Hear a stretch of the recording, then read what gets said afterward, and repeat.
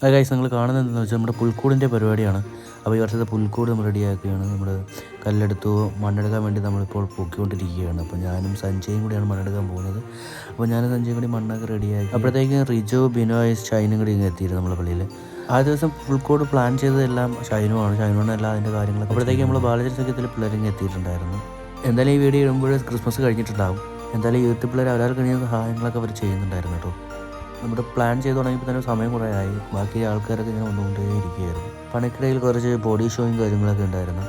പിറ്റേ ദിവസം പുൽക്കൂടിൻ്റെ പെയിൻ്റ് അടിയും കാര്യങ്ങളൊക്കെ ആയിരുന്നു. ഏകദേശം പണി തീരാറായി.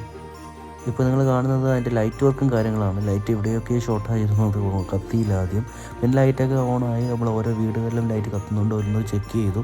അതിനുശേഷം നമ്മൾ എല്ലാ ലൈറ്റും വർക്ക് ചെയ്യുന്നുണ്ടോ നമ്മൾ നോക്കിയിട്ടുണ്ടായിരുന്നു. നമ്മളാൽ കഴിയുന്ന രീതിയിൽ നമ്മൾ പുൽക്കൂട് ഏകദേശമൊക്കെ റെഡിയാക്കി വെച്ചിട്ടുണ്ട്. നമ്മുടെ ചാനലിൽ വീഡിയോസ് ഇട്ടിട്ട് കുറച്ച് നാളായി. അപ്പോൾ ഇനി നമ്മൾ തുടർച്ചയായി തന്നെ വീഡിയോസിൻ്റെ അപ്ലോഡ് ചെയ്തുകൊണ്ടിരിക്കും. നമ്മുടെ ക്രിസ്മസിൻ്റെ അന്ന് വീഡിയോ ഇടാനുള്ളതായിരുന്നു. നമുക്ക് കുറച്ച് തിരക്കും കാര്യങ്ങളൊക്കെ ആയതുകൊണ്ട് നമ്മൾ ക്രിസ്മസിന് വീഡിയോ ഇതാണ് നമ്മൾ ഈ വർഷം ഉണ്ടാക്കിയ പുൽക്കൂട്. അപ്പോൾ നമ്മളാൽ കഴിയുന്ന രീതിയിലൊക്കെ നമ്മൾ പുൽക്കൂട് റെഡിയാക്കി വെച്ചിട്ടുണ്ട്.